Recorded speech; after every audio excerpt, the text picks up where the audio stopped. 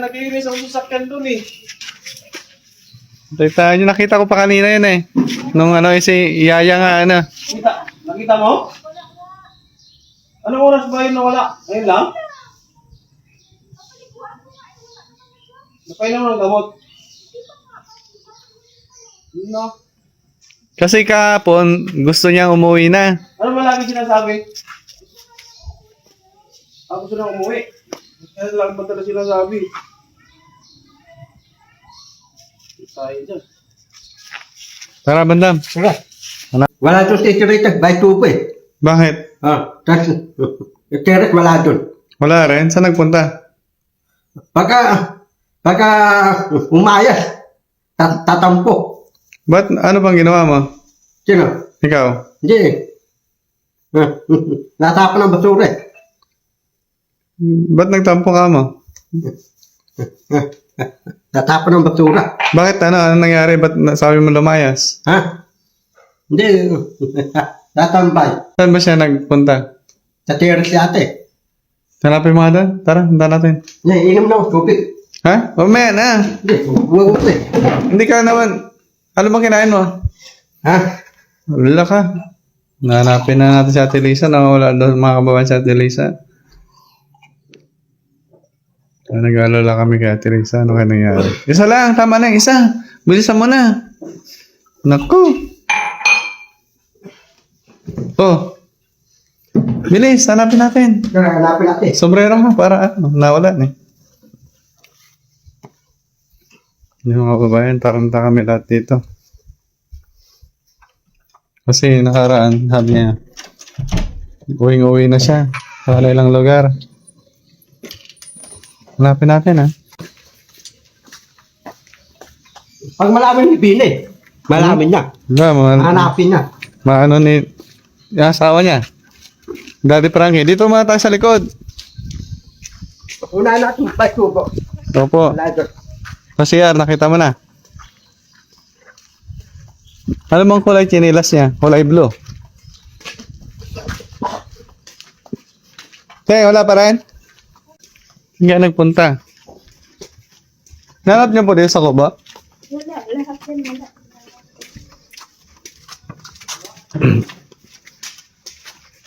Ate Lisa? Ha? Wala. Banda, nandyan? Wala eh. Wala. Halika. Kuya JC. Kuya JC. Saan ka? Tara, hanapin natin. Boss JB? Oh. Di ko alam yun, nasaan siya? Hindi nga ay kanina nagiinis ang sasakyan dun eh. Kita nyo, nakita ko pa kanina yun eh. Nung ano, si Yaya nga ano. Nakita mo? Anong oras ba yun nawala? Ngayon lang? Napainom ng gamot. Yun na.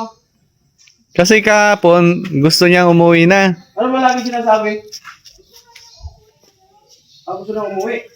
Kaya lang ba talaga sinasabi?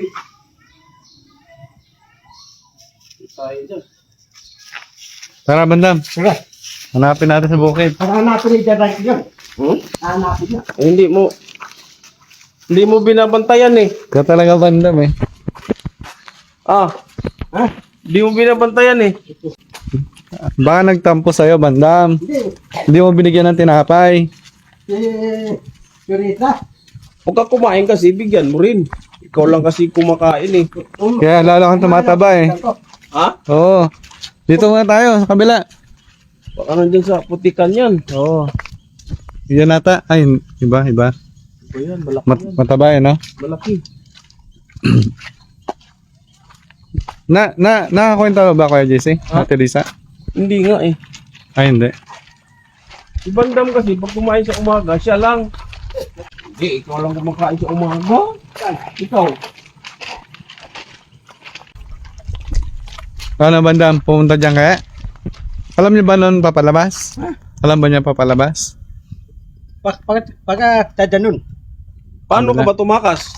Pag rito o dadaan o doon? Nung tumakas ka? Kan. Nung tumakas ka noon, saan ka padadaan? Dito o doon? Si Rita, hinala ko. Hindi, nung tumakas ka noon. Direkto tap. Dito ka tumakas. Oh. Pero alam mo kung paano tumakas ah. Hindi ka dumadaan dito. Dito ang daan mo. Oh, dito dyan. Dito yun. Dito yun. Ikaw yung ikaw yung madalas tumakas. Kaya alam mo yan. Sino? Ikaw.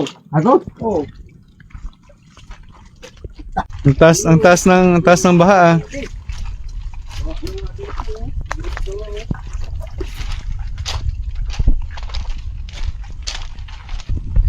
Sige.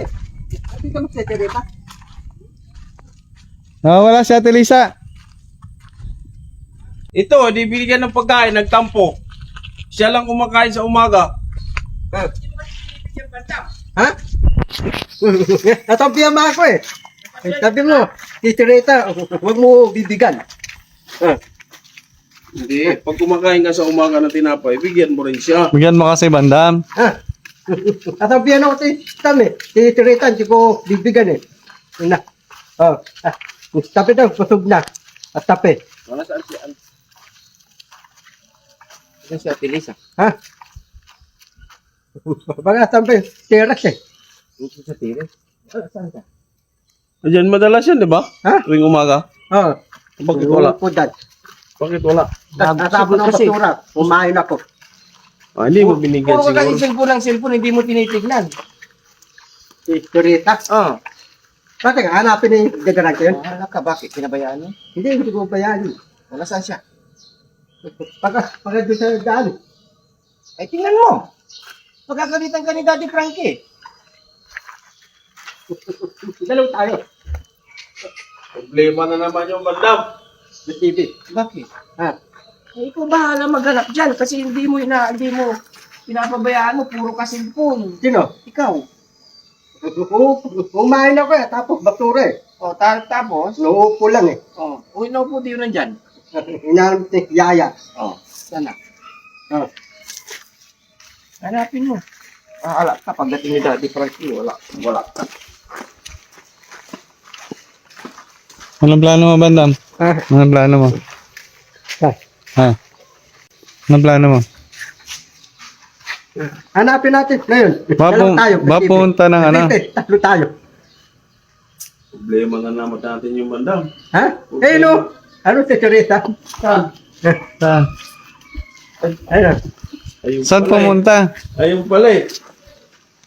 Nakapit bahay. Bahay lang pala eh. Kala ko, umakas. Kala mo tumakas. Bahay si Teresa eh. Kaya, tawagin mo. Pinag-alala mo si Banda Matilisa, ha? Alala ako. Tawagin mo dali. Sabi ka, Telisa. sabi ko, huwag mo mali. Uwi na ako. Dito na lang ako sa... Saan ka, mami? Dito na lang ako. Bakit gumagala ka na? Lala, nag-alala si Bandam. Ayaw mo na. Uwi ka na talaga. Pasok ka sa bahay, pasok ka. Dito ka, mami. Dito. Huwag kang umalis. Ha? Kasi bumabagyo. Nag-alala kami sa'yo, Mami Lisa. Wala. Wala.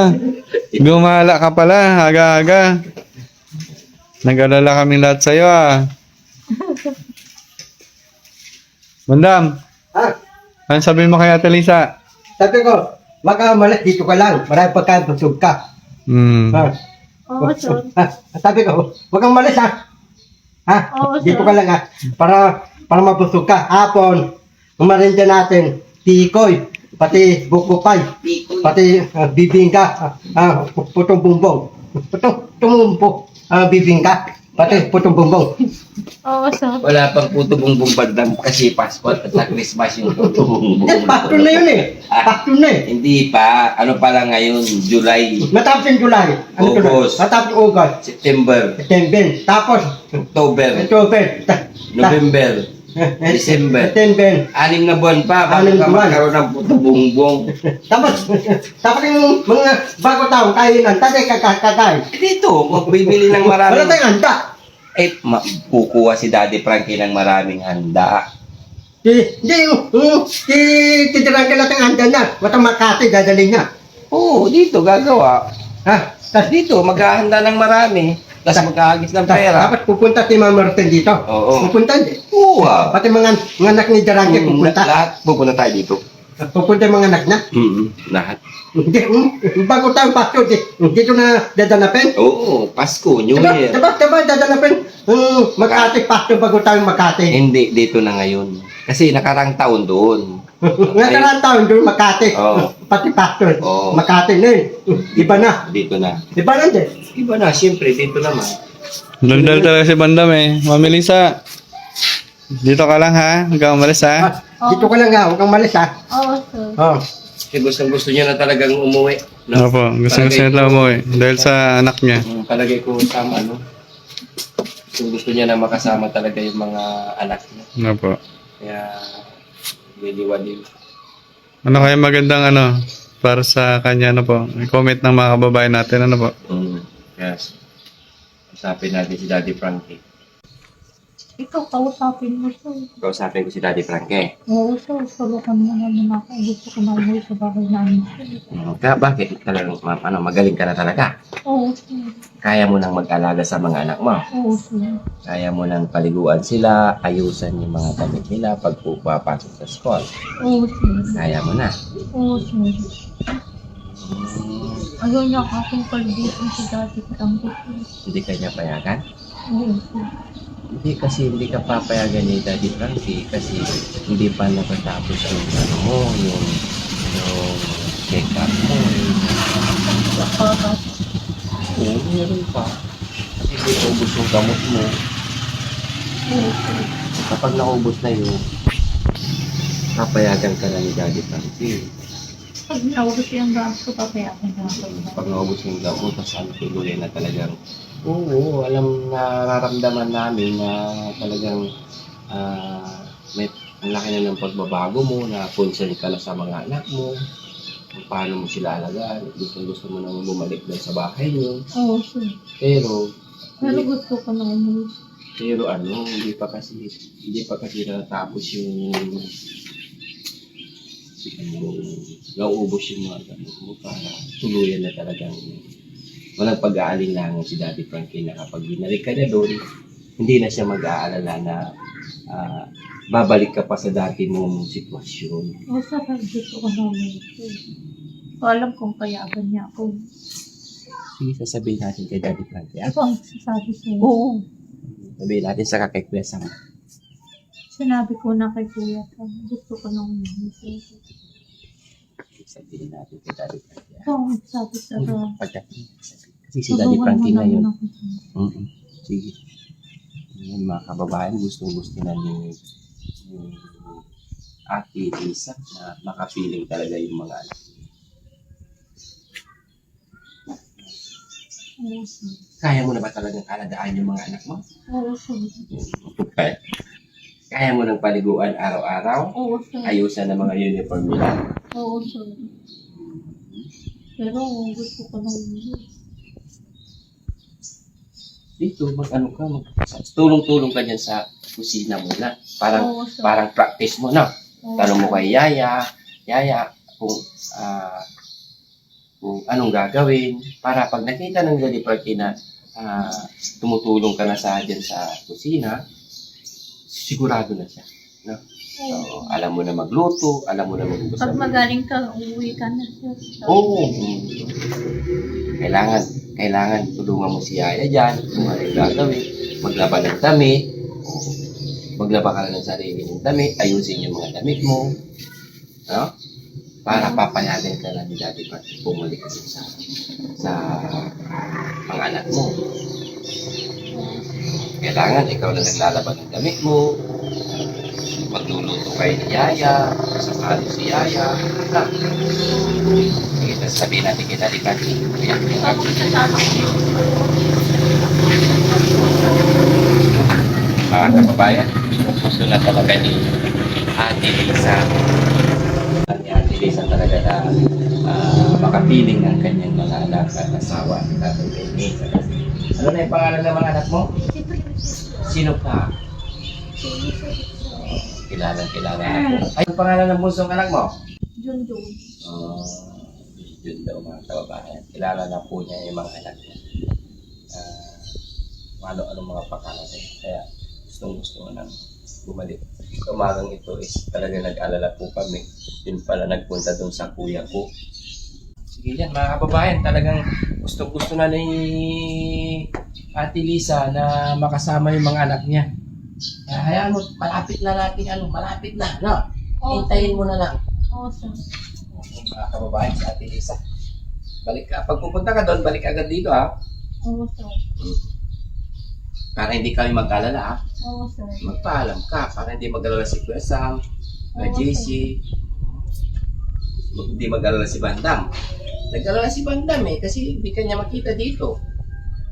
Oo, sir. Sige. Ayan, mami. Huwag ka na umalis ulit ha. Dito ka lang ha. Oo, sir. O, sige, para di kayo mag-alala na. At ang buong kababayan natin, lahat ng kababayan natin. Na? Oo, Kasi tulad ni Ate Clara, umaalis. So, wag na natin gayahin sa Ate Clara, no? oo, Nakakaintindi naman si Mami. Ano po? oo, sir. Very good na si Mami. Sige po mga kababayan, hanggang dito lang po ang ating update kay Ate Lisa. So maraming salamat po sa pagmamahal at pagsuporta kay Daddy Frankie Official at sa buong team. Maraming salamat po. So, abangan po ang susunod na kabanata sa buhay nating Lisa. Hanggang sa muli po mga kababayan. Please like and share, subscribe Daddy Frankie sa kanyang YouTube at Daddy Frankie Official sa Facebook. Maraming salamat po. Have a nice day everyone. Ingat po ang lahat, lalo na masamang panahon. God bless po. Maraming salamat.